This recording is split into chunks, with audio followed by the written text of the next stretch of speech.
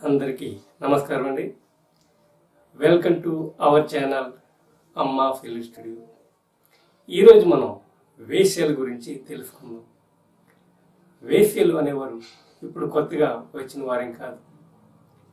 ఇంతకుముందు రాజుల కాలంలో ఉన్నారు, బ్రిటిష్ వారి కాలంలో ఉన్నారు, ఎప్పుడో రాతి కాలం ముందు కూడా ఉన్నారు. వారిలా వేశ్యలుగా మారడానికి కారణం కూడా తరతరాలుగా యుగ యుగాలుగా మగవాడి అహంకారానికి అన్యాయానికి గురవుతూనే ఉన్నారు. చాలామంది వేశ్యలుగా మారడానికి కారణం తరతరాలుగా యుగ యుగాలుగా మగవాడి అహంకారానికి అన్యాయానికి గురవుతూనే ఉన్నారు. వారిగా ఎవ్వరు కూడా వేశ్య వృత్తి చేయాలని అనుకోరు. ఎవరు కూడా ప్రత్యేకించి వేశ్య వృత్తిలోకి రారు. కొంతమంది వెధవలు ప్రేమించానని పెళ్లి చేసుకుంటానని మాయమాటలు చెప్పి వారిని నమ్మించి మోసగించి తీసుకెళ్లి వేశ్య గృహాల్లో అమ్మేస్తుంటారు. ఇంకొంతమంది వెధవలైతే పెళ్లి చేసుకుని కూడా వారిని తీసుకెళ్లి వేశ్య గృహాల్లో అప్పచెప్పిన వాళ్ళు చాలామంది ఉన్నారు.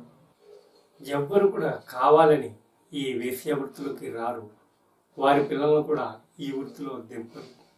ఎందరో నీచులు, నికృష్టులు, కామాంధులు, క్రూరాత్ముల వల్ల చాలామంది వీరికి బలైపోతుంటారు.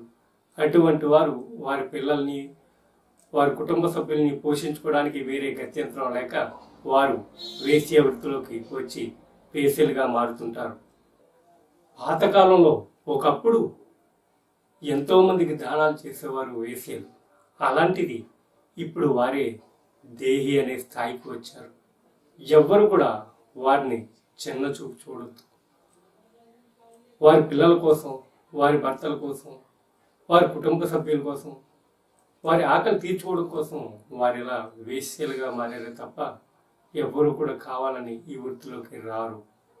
తమ జీవితాలు పాడైపోయిన తన పిల్లల కోసం, తన కుటుంబ సభ్యుల కోసం, తన అక్క చెల్లెల కోసం, అన్న చెల్లెల కోసం కడుపు వృత్తిలోకి దిగిన వీళ్ళ వేశ్యలు, లేక భర్త ఆఫీస్కని పనికని బయటికి వెళ్ళగానే తన కామం తీర్చుకోవడానికి బాయ్ ఫ్రెండ్స్తో తిరిగే వీళ్ళ వేశ్యలు.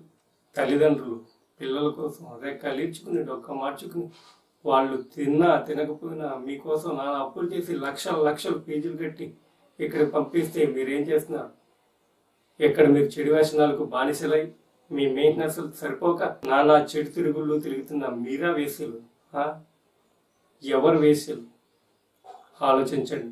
ఇప్పుడున్న పరిస్థితుల్లో కామాంధులు, నీచులు, నికృష్టులు, దరిద్రులు, దుర్మార్గులు, రాక్షసులు రాజ్యం వెళుతున్న ఈ రోజుల్లో అసలు వేశ్యలు అనేవరే లేకపోతే అసలు సంసారం అనేదే ఉంటుందా? ఒక్కసారి గుండెల మీద చేసి ఆలోచించండి. ఎవరిని కూడా తక్కువగా చూడొద్దు, తక్కువగా అంచనా వేయద్దు. మనకు అవకాశాలుండి ఈ పనులు చేసుకుంటున్నాం. వారు అవకాశాలు లేక, అవకాశాలు రాక ఆ వృత్తిలో ఉండిపోయారు.